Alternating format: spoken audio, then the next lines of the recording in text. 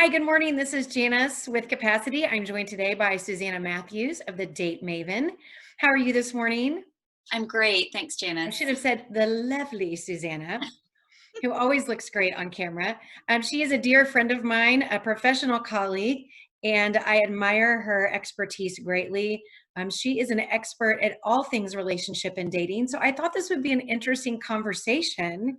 And I'm going to start off spontaneously by also asking you, what is like the oddest thing you see going on in the world today? Oh my gosh. Okay, well, first of all, thank you for that glowing introduction. I feel like, okay, I'm done. I can go back to bed now. I had a good day. So thank you for having me. And this world is weird that we're living in right now. And every day or week, I think, okay, I have found my footing, and then something weird happens again, and I'm like, Mhm. oh, so I don't know. Every day is kind of a new opportunity to test our reserves and test our adaptability and flexibility. And we keep kind of going back to that evolutionary principle of adaptation is the key to survival. So I'm trying to embrace that right now. That's a really good way to look at it. I think if we don't look around us and find it odd, then we find ourselves in an even worse place. Like we need to Yeah. not allow this to feel okay. I know that Yeah. we're all trying to adjust to a new normal, but if I don't look around me and think that's weird, Right. this is not behavior I want to keep in our Yeah. social constructs. I can't wait to remove the 6-foot stickers off the grocery store floors and Well, lines, like I can't wait. I, I will sometimes it's a treat for me to go driving in a neighborhood like that I don't live in just after dinner. Like that's a date night or an outing. And just driving past stores with empty parking lots, I still find my jaw dropping. And we've been in this for a month now. So I'm still having that reaction of what? There's nobody out. It's good. I picked up some food to go the other day for the first time because I've been just cooking from home. And so I picked up some food to go, and the pickup routine in the restaurants have put signs in all the parking lots. Have you done this yet? This No. say when you pull in, there's a number to text that says I'm installed 2 or 3 or whatever. So they bring the food out like in their hazmat gear to the right window. It's Oh, like that's so handy and it's like so the efficient. CDC Sonic version of food delivery to your car. It's really funny. I feel like we're living in a movie and we're all just sort of extras. Yes. Hey, that's a good way to think of it. So, yeah, I like to keep that odd feeling because I don't want this to become normal at all. Right. Okay. So, back on track. For myself as a person, let's start there because Okay. you're such a people expert in what we need to fulfill ourselves. What can I do for myself right now? What's one thing you could recommend? Laugh as often as possible, whether that's watching stand-up comedy, which is something I actually fall asleep to at night. There's something that kind of soothes me and allows my brain Hmm. to power down about having a stand-up comedian on the TV in the background. So I'm getting that on Netflix a lot. The laughter, and then just really thinking outside the box and kind of like this is actually a great opportunity for us to lower our expectations and manage our expectations. Like I said, a treat for me is maybe going to Sonic and getting some ice cream. And I think back to like the way my parents' generation used to date. That was a treat for them. That's what they Hmm. did for a date. Well, now we live in this sophisticated era where we expect maybe the fine dining and the five-star restaurant and the whole, bells and whistles and all these things. And I'm finding it kind of refreshing to just go super simple and just let expectations fall away. And if I get out of the house and I get a ray of sunshine and I even get to like wave at somebody from 6 feet away, I had a good day. Like that's winning right now because my I expectations went from here to here. I also want to give you 1,000 points for not answering that question directly, like, what do you need, Janice? Because I Oh, don't think that anyone really needs to know your individual perspective on me. That might be TMI. So thank you for that. So well, from the perspective of relationships, now this is a complex beast because we have all these different places where people are in relationships. So let's talk about married people who are both working from home, kind of trapped on each other, kids running around. Who's supposed to help homeschool today and make the pilgrim outfit? And who's supposed to be working and using the computer at the same time? So, I mean, I think that tends to be the, I just fumbled. I don't know why. So I'm going to pause. Take That tends breath. to be the script that I'm hearing from people who are Mhm. married at home. So what is the suggestion for those people? Okay, so first of all, let me just say I sort of secretly love this. And let me tell you why. And like, I never intend to offend any men. But, there's a lot of emotional load that working women, working mothers and spouses carry as far as the administrative tasks of the household. So many women I know, and I think women you know as well, work from either inside the home or outside the home, either at a home based business or off in an office somewhere. But they also shoulder Mhm. the psychological load of all the admin duties of who is making the pilgrim costume and baking the cookies for the parent teacher meeting or whatever, and going to the parent teacher conferences and scheduling the doctor's appointments and the orthodontist and running soccer and da da da, and all of that chips away little by little by little by little Yeah. to our overall productivity Mhm. and our cognitive bandwidth that we have to give to the day. Because as much as I'm giving over here, then that means I maybe have a little bit less over here. It's about capacity, right? You talk about that all the time. So I'm kind of loving that now both partners are in the trenches for that. And maybe there aren't the places to run. Like I don't have to run, and get like soccer cleats or, baseball uniforms or whatever. But there's a little bit more equity, I hope, and parity going on in managing the schooling and children's lives and career at the same time. I really love that. And I don't like to offend either, but from the position where I stand, I feel like, and I made a musical instrument out of whatever we could find on Sunday, by the way. You're so Um, creative.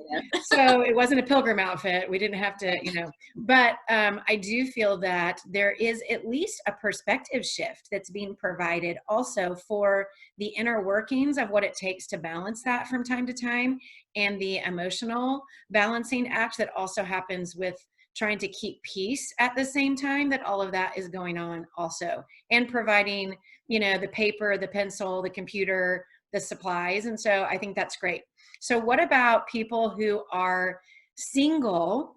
Hmm. And let's put it in this perspective. Let's people who are newly single, newly divorced, newly separated. Maybe I want to date, maybe I'm not sure. And now there's this social distancing and or fear of virus. So what do I do with that in this time period and or coming out of this? Yeah, so I know this has felt really complicated to a lot of the single men and women that I've been working with. And I'll be honest, when this first hit, my first response was, oh my gosh, how am I going to find matches for my matchmaking clients? How am I going to source people? Because I often go to social events, parties, fundraisers, networking events to say, hey, I'm looking for someone perfect for, and then I give the little description, who do you know? I work my network that way. I beat the bushes. And I knew that that was coming to an immediate standstill. And so I asked my single clients, do you want me to kind of freeze what we're doing and press pause? Do you want to just shift to date coaching? Do you want to just be video dating and you can meet the people I have for you in a cyber date kind of fashion? So we kind of had to, get creative with that. I will say, here's the silver lining for people who were just starting to enter the dating environment, maybe for the first time since a divorce or loss of a spouse, or people who were just thinking about it. You do kind of have a special opportunity right now to date efficiently because you can Mhm, date from home. And mhm, so if you're online and you're swiping and you're connecting with people, the next step instead of the live in-person date is the video date via mhm. Zoom or FaceTime or Skype or whatever. And I share a lot of tips with people for how to show up looking your best, acting your best, making sure your lighting is good and there aren't any distracting sounds. But probably the number one thing that I really want to convey to people about video dating is, since you're not in person, you don't have that real life energy flowing back and forth that happens in real time. You have to make sure you're looking at that screen not like it's a device, because it is a device. It's a phone or it's a laptop, computer, or desktop, but like you're really looking at another person. And Mhm. having spent decades in front of a teleprompter and a camera, a video camera in another profession of mine, I know that just smiling with your eyes, contracting the eyes a little bit, having that warmth, having that enthusiasm, that's how you connect with a device as if it's a person, because there really is a person on the other end of that Wi-Fi connection. If you come across as I'm just talking to a box and it's like this inanimate object, then you'll have no passion and no connection and no chemistry, and it'll fall flat. So that's probably the number one thing that people can do to kind of empower themselves in this cyber dating world. That's a really great idea. I think that probably the other thing that you said that is a great suggestion is that if that's too difficult for me and I'm an extrovert people person, that I can do some pause on my actual dating and do some date coaching. And I Mm-hmm. can kind of restructure and reframe my expectation, my time management, and some other things going on in my life to make sure that I'm really ready to step out in the next couple weeks. And Mm-hmm. that would be something that they could do through you online, right? You have online classes? Yeah, we're actually getting ready to launch a course called Mastering the Art of Courtship. It is an 8-week group coaching course, and so it's going to be delivered via video, which means I'll show up and I will teach content, what I call some of my greatest hits from the last 9 years of date coaching, the things that are most often the frequently asked questions that people have needs around. So I'll be teaching that for about 20 to 30 minutes, kind of like a little mini lesson, and then we'll open it up for basically masterminding and group troubleshooting and supporting each other and socializing. And this will be open to singles across the country. So it's very possible that you could join this course and get your content, your nuggets of knowledge. And then for the last half of the class, it's basically a mixer, right? And so we can kind of like, you could connect with somebody in Tulsa or Kansas City or St. Louis or Denver or whatever, who you may not have ever otherwise connected with if not for the Mastering the Art of Courtship. You know, the other thing I know that they can do is also just directly hire you as a consultant right now, to restructure that. Take a look at my entire dating profile, Yeah. take a look at what I've been doing wrong, maybe just have you pick the whole thing apart. Um, Yeah. but just take the opportunity. I know a lot of professionals are taking the opportunity to listen to new podcasts and read new books, and that's something that you can walk people through also. Here's a list of a couple books that you should read. Here's a way we could restructure your profile and the way you're approaching the initial conversation. So that's something they could do also, and they can find that on your website. Absolutely. Yes. Perfect. Okay, so then let's talk to the people who are in the middle of dating. So Okay. let's say I'm dating someone and now we're in the middle of all of this. What am I doing right or wrong? Or what are some suggestions that you have for that kind of part of the pie? Yeah. So it does take some planning and some intentionality to kind of keep it going when you're basically just video dating with someone you care about. Or I do have a couple people who I think are still meeting on real life dates because they started seeing each other before all of this quarantining started, and so they're still meeting up in parks and outdoor places and things like that. But I know people often want dating and connection and relationship to be spontaneous and organic and all of that, and you're just going to have to change your mindset about that, because we live in an era where it's just not going to happen if you leave it up to chance. So plan things that you can do to really build intimacy and connection with that other person, and that's something that we coach around. Plan activities, plan questions. You may even have to plan, we're going to cook dinner together apart. We're going to drink wine together apart. We're going to go through this game of asking each other questions together apart. We're going to listen to music and have a dance party together apart. Like, there's so much you can do.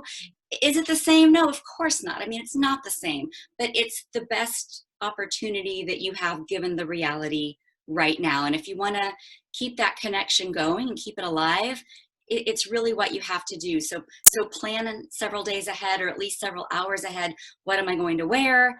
What are we going to talk about? I've seen a lot of people freeze up when they're on video, and they know how to make conversation when they're offline, when they're just face to face across a bar stool or a cafe table. But as soon as they see that video, it just kind of like deer in the headlights, and they seize up.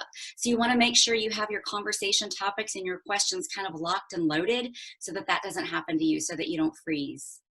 No, I think that's a really good idea, because I think the habit or the channel that you could fall into is the just texting to stay connected Mhm. or whatever, and that seeing someone and having a voice. Someone said to me the other day, like, I resurrected the art of calling people, because Yes. we had been, texting or meeting in person, but actually making phone calls had kind of gotten a little rusty. So I think the art of that voice And I think it's really interesting what you're talking about, because it enables maybe a new layer to be discovered in the relationship, where you're actually not entertained by a movie, not entertained by being at Right. dinner. And so you're having to maybe discover new layers or new things and attributes about a person by asking questions. I know they Yeah. have books about, or websites where you can find, question or conversational suggestions. And that maybe enables relationships to go to a deeper level in this season than they have before. You make a really good point. Here's the thing, you have to show up, because you can't rely on axe throwing or mini golf or a movie or something like that to kind of entertain you and bring you together. You really have nothing but your own personality to rely on right now. So you better be ready to show up and just say, well, here's who I am and tell me about you. Well, and let's be honest, what a great privilege to see how someone walks through a trauma, right? Yes. Whether they've Yeah. been furloughed or laid off or working from home or parenting from home or just navigating the waters of today, you get to actually see character with the curtains pulled back a little bit, which is a great discovery in a new relationship to see if it's something you want to progress into, because we're going to have trouble, right? Yeah. We're going We, to we have on a daily basis, we are tested and can show up as our best and our worst. And I'll be honest, sometimes I'll start the day thinking it's a great day, and then by noon I'm practically in tears, and then by 5 o'clock I'm like, it's fine, I can do this. We just kind of go up and down that roller coaster, even within the span of a day. So it's also a great opportunity to practice something that I call dating with grace, which I've Mm. always talked about even before COVID-19, but this is the perfect platform to apply it. And it's about saying, I would want the other person to give me grace and not think, oh, wow, she's really freaking out today, or she's really having a meltdown today, she must be crazy. That we really give each other grace for the whole gamut of emotions that we're going through right now, and the ways that we're being tested to do all these things at once. And to say, well, you know what, they seem like a pretty good person with good character and good personality and values that match mine. So I'm really anxious to see who they are after the coronavirus.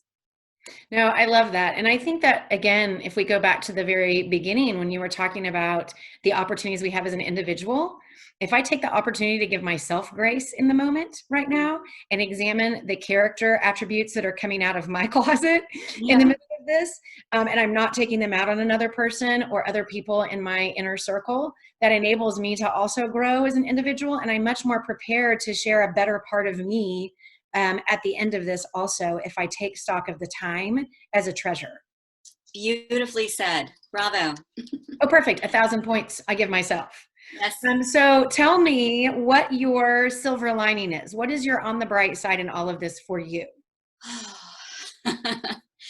My silver lining is that I'm trying to walk my own talk right now, which means that um, I don't have to be perfect. Mhm. I don't, I'm comfortable saying like, hey, this is kind of hard for me too. I'm in these trenches with you. I think a lot of times people see the word coach or consultant behind someone's name, or they see a video or they read a blog and they kind of think, this person seems like they've got it all together. But the truth is, most of us are just humans muddling through the best we can sometimes. And so I'm in the trenches of this weirdness as well. And if I can give half a point of light to somebody, and then I'm helping myself by helping them. It's actually very selfish. I love helping people. I enjoy helping people elevate their dating lives. I enjoy seeing people get married and have children. I enjoy seeing people just grow in their confidence and their sense of who they are, and the value that they bring to a relationship. So whatever the outcome, I enjoy that. And yeah, there's a little bit of a selfish return on that, because when I can focus on someone else's love life and their relationship life, then I get to feel like I'm contributing, like I've brought something significant to the world. And honestly, that fills me. And so at the end of the day, I'm helping, but I'm selfish. You know what I mean?